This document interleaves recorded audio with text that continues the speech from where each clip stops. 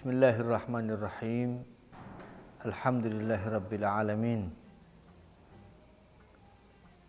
Wassalatu wassalamu ala sayyidina wa nabiyyina wa maulana Muhammadin wa ala alihi wa ashabihi wa tabi'ihi ala mamarrid duhuri was sinin. Amma ba'du.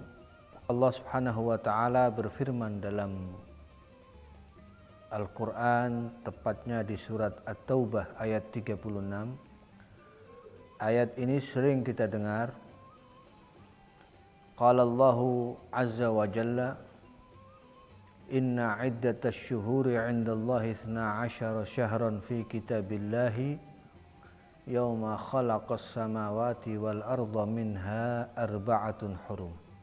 Yang makna ayat ini kurang lebih sesungguhnya hitungan bulan dalam masa 1 tahun ada 12 bulan yang ditetapkan dalam kitab Allah, yakni dalam Al-Lauhil Mahfuz, semenjak Allah menciptakan langit dan bumi. Dari 12 bulan itu minha arba'atun hurum. Ada 4 bulan yang disebut bulan hurum. Bulan hurum ini yang 3 berurutan, salasatun sardun wa wahidatun fardun, dan yang 1 sendiri tidak urut. Yang berurutan adalah Dzulqa'dah, kemudian Dzulhijjah, kemudian Muharram. Yang tidak urut adalah bulan Rajab. Kemudian Allah Subhanahu wa taala meneruskan penjelasannya, dzalikad dinul qayyim. Itulah hitungan yang benar. Fala tadzlimu fihinna anfusakum. Allah melanjutkan, maka janganlah kalian menganiaya, menzalimi diri kalian sendiri di dalam bulan-bulan tersebut. Sebenarnya berbuat zalim terhadap diri sendiri maupun terhadap orang lain, apakah kezaliman itu dalam bentuk bermaksiat kepada Allah dan meninggalkan taat kepadanya, atau berbentuk sebuah kejahatan kriminal baik terhadap orang lain yang dilakukan oleh individu, kelompok, ataupun sebuah kekuasaan dan yang sejenisnya. Tetapi ada satu penekanan khusus, larangan yang ditekankan oleh Allah Subhanahu wa taala di 4 bulan yang disebut bulan hurum itu.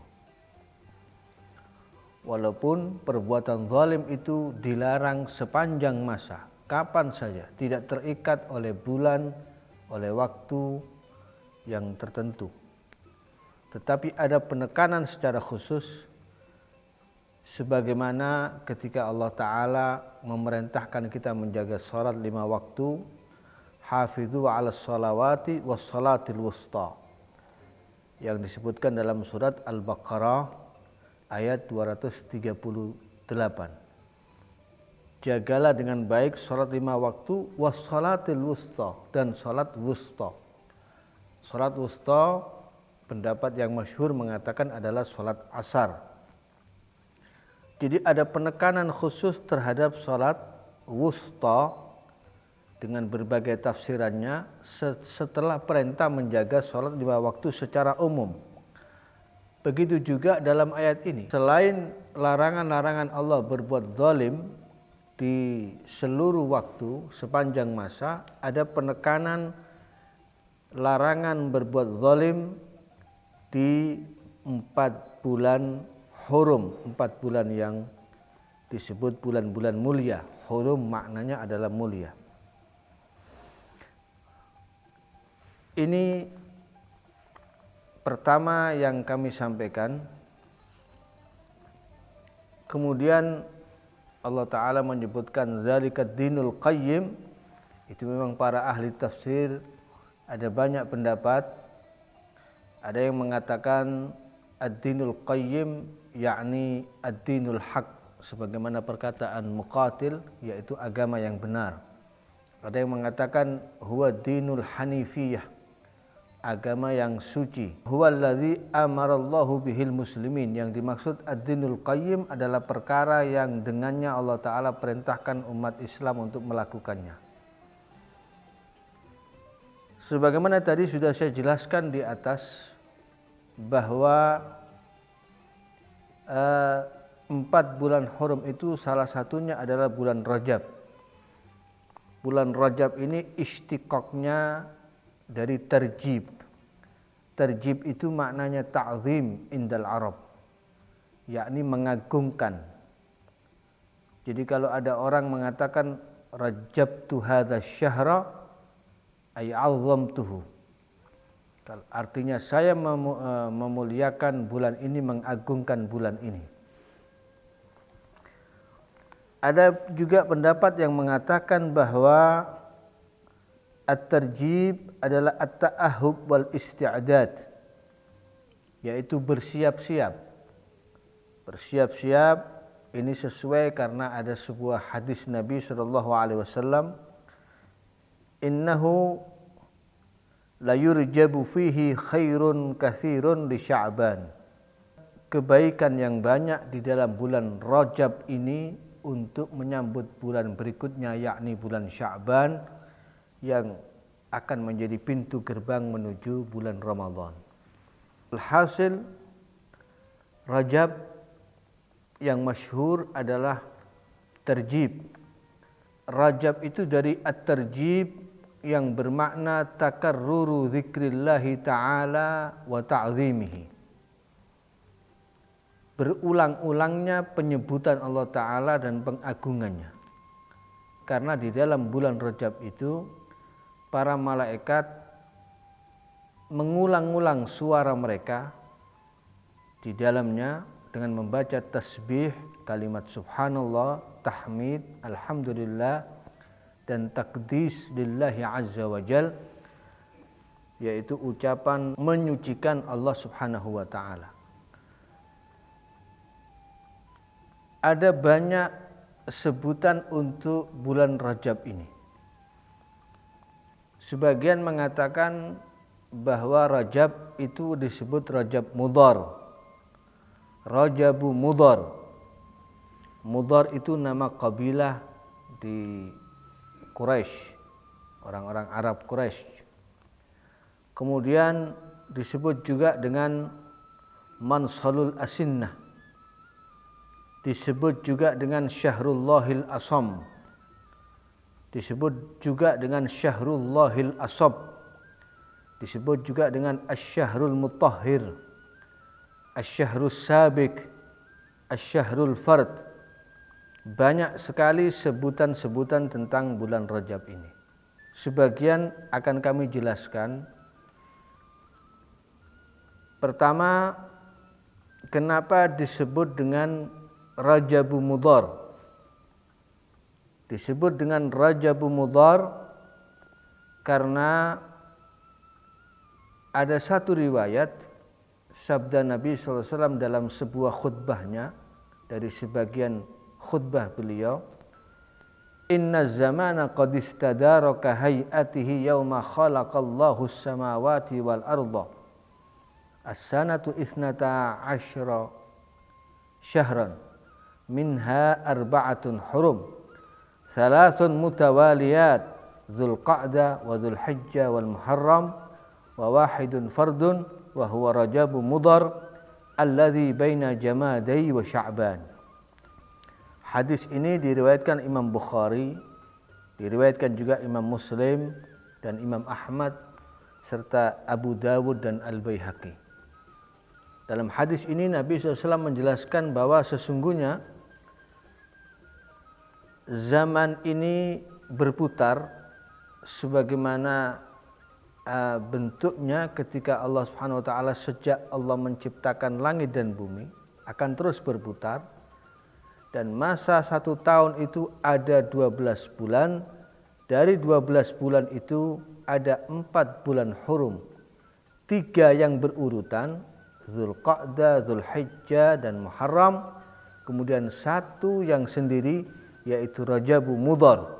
Nabi menyebutnya dengan Rajab Mudhar. Karena itulah disebut dengan Rajab Mudhar, yang kemudian dijelaskan oleh Nabi yaitu bulan yang berada di antara Jumadil Akhir dan Sya'ban, di tengah-tengah antara itu.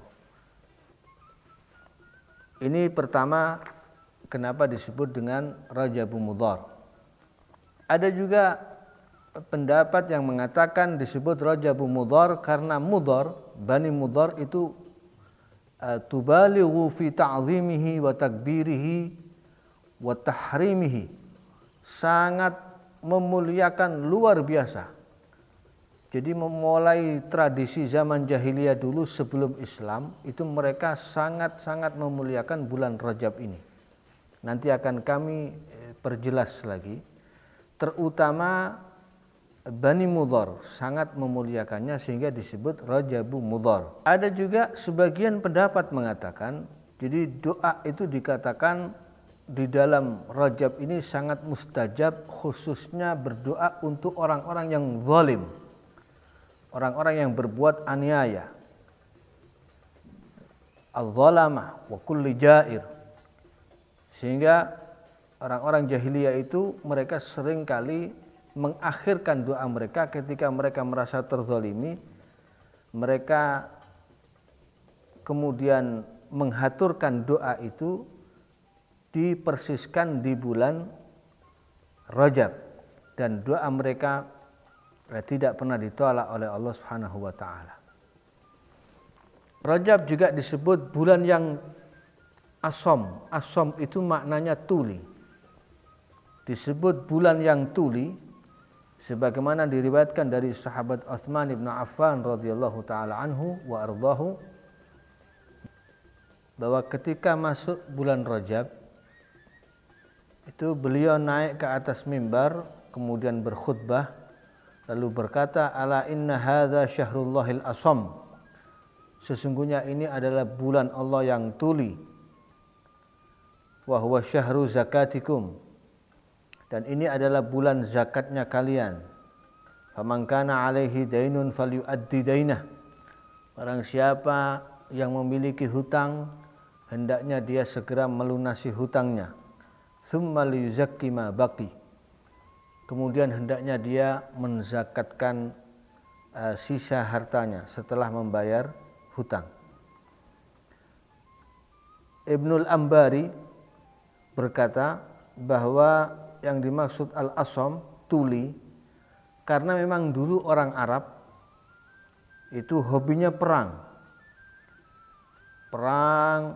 bahkan ada masalah sedikit terjadilah peperangan antar suku, antar satu kabilah dengan kabilah yang lain. Tapi ketika masuk bulan Rajab, mereka letakkan semua senjata kemudian melakukan gencatan senjata. Jadi tidak boleh ada safkud dima, tidak boleh ada darah yang menetes di bulan Rajab. Itu sudah menjadi tradisi sejak pada zaman jahiliyah dulu. Bahkan ketika ada seseorang yang berjalan berjumpa dengan orang yang membunuh ayahnya, dia akan mendiamkan, tidak akan melakukan apa-apa. Nanti setelah di luar Rajab baru mungkin akan terjadi lagi peperangan. Jadi khusus di bulan Rajab mereka berhenti berperang, mereka berhenti membunuh, sehingga bulan itu dikatakan bulan yang tuli. Artinya tidak terdengar suara senjata di bulan Rajab. Itu yang dimaksud dengan bulan yang tuli. Ada juga qil, pendapat yang mengatakan dari ulama ahli tahqiq bahwa yang dimaksud dengan bulan yang asam tuli, yakni bulan yang tuli tidak didengar di dalamnya murka Allah Subhanahu wa taala atas suatu kaum. Karena umat-umat terdahulu itu diazab, disiksa oleh Allah di seluruh bulan. Sementara umat Nabi Muhammad SAW tidak akan disiksa oleh Allah Ta'ala di bulan Rajab ini. Ini hanya khususiyah untuk umat Nabi Muhammad SAW. Di bulan Rajab ini Nabi Nuh membawa orang-orang yang beriman dalam bahtranya, dan perahu itu, bahtera itu berjalan dengan seluruh orang-orang yang beriman di dalamnya fis safinah selama 6 bulan. Dan Nabi Nuh berpuasa di dalam perahu itu.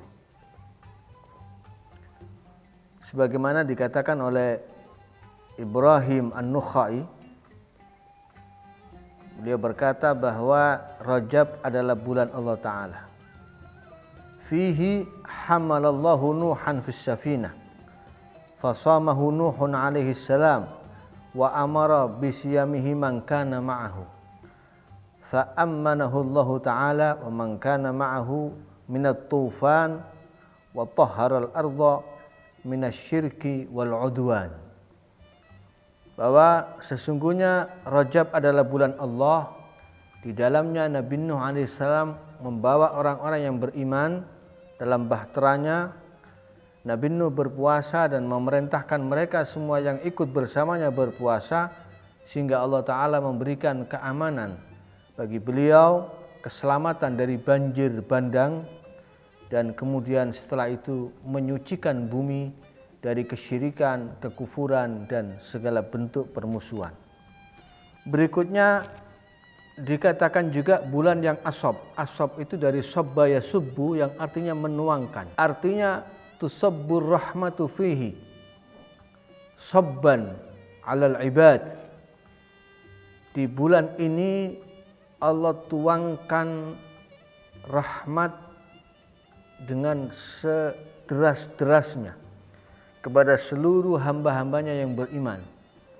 Dan Allah anugerahkan mereka berbagai al-karamat wal mathubat, kemuliaan-kemuliaan dan pahala-pahala, ma la ainun ra'at wala udhunun sami'at wala khatara ala qalbi bashar, yang tak pernah dipandang mata, tak pernah didengar oleh telinga, dan tidak pernah terlintas dalam hati seorang manusia satupun. Maka inilah kenapa Rajab disebut dengan Syahrullahil Asab. Setelah kita mengetahui berbagai macam makna bulan Rajab dan keagungannya, walaupun secara singkat, yang tadi kami sampaikan adalah dari kitab Al-Ghunyah li talibi tariqil haqqi azza wa jal, karya Syekh Abdul Qadir Al-Jilani radhiyallahu taala anhu wa ardhah. Pertanyaannya adalah bagaimana cara kita menghormati bulan Rajab? Pertama adalah dengan berpuasa. Puasa sunnah Rajab. Memang tidak ada satu riwayat hadis yang sahih yang khusus menjelaskan tentang puasa Rajab. Cuma jelas sekali bahwa puasa Rajab itu ada satu pahala yang besar. Di antaranya ada hadis yang diriwayatkan dari Abi Musa bin Imran.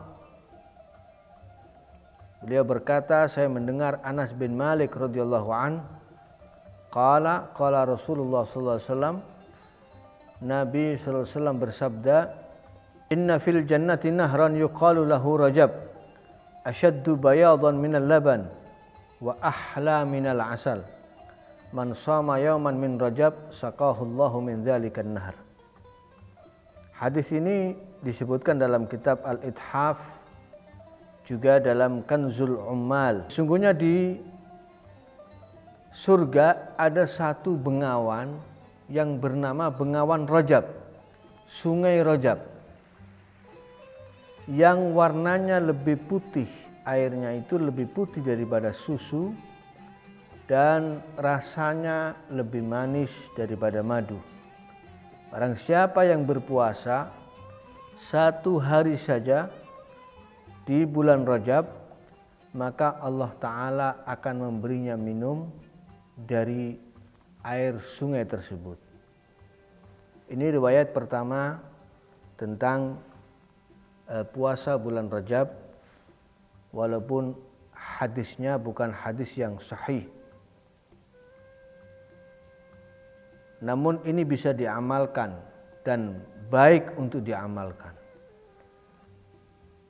Namun demikian perlu kami sampaikan bahwa ada hadis juga yang cukup masyhur, man shama 3 ayyamin minasy-syahril harami al-khamisa wal jum'ata was sabta kataballahu lahu ibadata 900 sanatin. Barang siapa yang berpuasa 3 hari di bulan yang haram, artinya di bulan Dzulqa'dah, Dzulhijjah, Muharram dan Rajab termasuk, puasa 3 hari, yakni hari Kamis, Jumat dan Sabtu, maka Allah akan menuliskan untuknya pahala ibadah selama 900 tahun. Pahalanya setara dengan ibadah 900 tahun. Jadi saya anjurkan kalau Anda mau berpuasa di bulan Rajab, usahakan tepat pada hari Kamis, disambung hari Jumat, disambung dengan hari Sabtu. Insya Allah hanya dengan 3 hari itu kita mendapatkan pahala yang sangat agung dari Allah Ta'ala, yaitu seperti beribadah sunnah 900 tahun.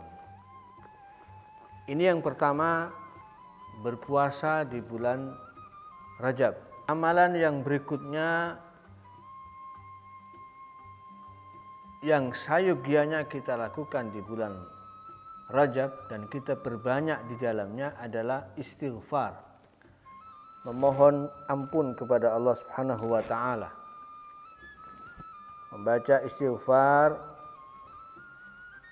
di antaranya yang masyhur adalah membaca Rabbighfirli warhamni wa tub alayya 70 kali setelah sholat subuh dan setelah sholat maghrib atau isya. Jadi subuh dan setelah sholat maghrib atau isya. Rabbighfirli warhamni wa tub alayya. Ya Allah, ampuni aku, rahmati aku, sayangi aku, dan terima taubatku. Selain itu juga Anda bisa memperbanyak dengan istighfar yang lain. Istighfar ini ada satu keistimewaan yang luar biasa sekali. Dalam surat Nuh ayat ke-10 disebutkan firman Allah Subhanahu wa Ta'ala yang menceritakan tentang ucapan Nabi Nuh kepada kaumnya. Faqultu astaghfiru rabbakum innahu kana ghaffara. Maka aku katakan, yang mengatakan adalah Nabi Nuh alaihi salam, lahum kepada kaumnya, istaghfiru rabbakum, memohonlah ampun, beristighfarlah kalian kepada Tuhan kalian, yakni bitaubati anil kufri wal ma'asi, dengan bertaubat dari kekufuran dan kemaksiatan. Innahu kana ghaffara, sesungguhnya Allah itu maha mengampuni segala bentuk dosa. Fi haqqi kulli man istaghfarahu, tentunya bagi orang-orang yang mau memohon ampun kepadanya, Allah itu adalah zat yang maha mengampuni segala dosa. Jadi istighfar untuk bertaubat kepada Allah Subhanahu wa Ta'ala. Ini yang pertama. Berikutnya di lanjutan ayat ini Allah Ta'ala menjelaskan faedah-faedah istighfar itu. Yursilis sama'a alaikum midrara ay mataran daimah. Dengan istighfar itu Allah Ta'ala akan mengirimkan untuk kalian hujan yang terus menerus.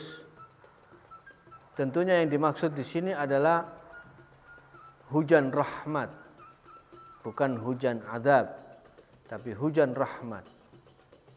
Kemudian tidak hanya hujan yang turun kemudian menyebabkan tanaman menjadi subur, wa yumditkum bi amwalin wa banina, dan Allah Ta'ala menganugerahkan kepada kalian harta, wa banina, dan anak-anak, yakni keturunan. Wa yaj'al lakum jannatin, dan Allah akan menjadikan untuk kalian kebun-kebun, ay basatina. Wa yaj'al lakum anhara tajri limanafi'ikum. Dan Allah Ta'ala akan menjadikan untuk kalian sungai-sungai yang mengalir airnya untuk kemanfaatan kalian. Jadi ada banyak faedah, di antaranya berupa faedah-faedah material, rizki-rizki Allah Ta'ala yang diberikan kepada orang-orang yang senantiasa beristighfar. Yakni istighfar itu menjadi magnet untuk rizki. Diceritakan bahwa ketika mereka kaumnya Nabi Nuh ini mendustakan Nabi Nuh alaihissalam, Allah Ta'ala mencegah mereka dari hujan, diberikan paceklik oleh Allah Ta'ala sepanjang 40 tahun lamanya. Kemudian mereka ternaknya dan kemudian ternak mereka dan wanita-wanita mereka tidak bisa memberikan keturunan, mandul semuanya selama 40 tahun. Kemudian kebun-kebun mereka semuanya dibinasakan oleh Allah Ta'ala, dan seluruh sungai-sungai mereka dibuat kering oleh Allah Subhanahu wa Ta'ala. Maka kemudian dijelaskan oleh Nabi Nuh alaihissalam bahwa mereka harus beriman kepada Allah, kembali kepada Allah, yang kufur beriman kepada Allah, kemudian memohon ampun kepada Allah Subhanahu wa Ta'ala dari berbagai macam dosa, maka Allah Ta'ala akan memberikan janji-janjinya sebagaimana yang kami sebutkan tadi. Berkaitan dengan istighfar ini, saya tertarik dengan satu kisah tentang Al-Imam Al-Hasan Al-Basri rahimahullah ta'ala, seorang wali besar, seorang minal arifina billah. Pernah suatu saat beliau didatangi oleh 3 tamu. 3 tamu ini punya hajat yang berbeda, tidak sama hajatnya. Tamu yang pertama ketika ditanya, dia berkata, "Wahai Imam Hasan Al-Basri, saya ini seorang petani, tapi sawah saya, kebun saya itu buruk sekali hasilnya, tidak pernah menghasilkan panen yang baik. Entah itu dimakan binatang, penyakit, wereng, dan lain sebagainya. Lalu amalan apa yang harus saya lakukan agar perkebunan saya, sawah saya, tanaman saya menjadi baik, menjadi subur?" Maka Imam Al-Hasan Al-Basri memberikan amalan, alaika bil istighfar, perbanyaklah membaca istighfar. Tidak diberi wirid yang banyak-banyak, tidak disuruh baca ini, baca itu, tidak, hanya istighfar. Lalu tamu yang kedua ditanya, "Kamu punya hajat apa?" Dia menjelaskan, "Wahai Imam Hasan Al-Basri, saya ini seorang pedagang, tapi setiap kali berdagang saya selalu saja rugi. Ketika berdagang selalu ada masalah, sehingga saya tidak bisa menghasilkan harta yang banyak. Maka kata Imam Hasan al-Basri, alaika bil istighfar, perbanyak istighfar. Tidak diberi ijazah apa-apa kecuali disuruh membaca istighfar sebanyak-banyaknya. Dan tamu yang terakhir, yang ketiga, ketika ditanya dia bilang, wahai Imam Hasan al-Basri, saya ini sudah menikah bertahun-tahun lamanya, tapi sampai detik ini saya belum dikaruniai seorang anak. Saya sudah berikhtiar, sudah berobat ke sana kemari, ke dokter ini, ke tabib ini, sudah saya lakukan semuanya. Tapi sampai detik ini Allah Ta'ala belum memberikan saya keturunan. Apa yang harus saya baca? Beliau menjawab sekali lagi, alaika bil istighfar, perbanyak membaca istighfar. Setelah 3 tamu ini pulang, kemudian santrinya yang tidak sengaja mendengar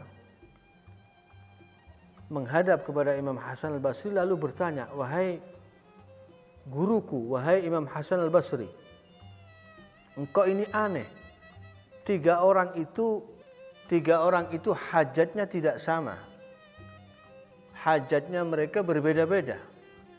Tapi kenapa engkau hanya mengijazahkan istighfar? Apa enggak ada wiridan yang lain? Apa enggak ada doa yang lain? Lalu Imam Hasan al-Basri mengatakan, wahai santriku, tidakkah engkau merenungi firman Allah Subhanahu wa taala, faqultu astaghfiru rabbakum innahu kana ghaffara yursilis samaa'a 'alaikum midrara wa yumditkum bi amwalin wa banina wa yaj'al lakum jannatin wa yaj'al lakum anhara. Beliau membawakan ayat dalam surat An-Nuh yang kami sampaikan tadi di sebelumnya, yakni dari ayat ke-10, yakni ayat ke-10 sampai ayat ke-12. Itulah keajaiban daripada istighfar. Itulah luar biasanya istighfar. Sedikit dari yang kami sampaikan, masih banyak yang tidak bisa kami sampaikan tentang istighfar. Maka ini adalah kesempatan emas bagi kita, khususnya di bulan Rajab yang mulia ini, 1 dari 4 bulan hurum. Mari kita berbanyak istighfar, memohon ampun kepada Allah Subhanahu wa taala di setiap kesempatan kita. Dan kita memohon sebagaimana doa Nabi alaihi salatu wassalam ketika masuk bulan Rajab, Allahumma barik lana fi Rajab wa Sya'ban wa balighna Ramadan. Ya Allah, berkahi kami di bulan Rajab dan Sya'ban, dan panjangkan umur kami untuk bisa sampai ke bulan Ramadan. Mudah-mudahan kita lulus di bulan Rajab sampai masuk ke bulan Sya'ban dan sampai berkesempatan untuk bisa beribadah di bulan suci Ramadan. Amin ya rabbal alamin. Wal afwa minkum wa sallallahu ala sayyidina Muhammadin wa ala alihi wa sahbihi wasallam. Walhamdulillahi rabbil alamin.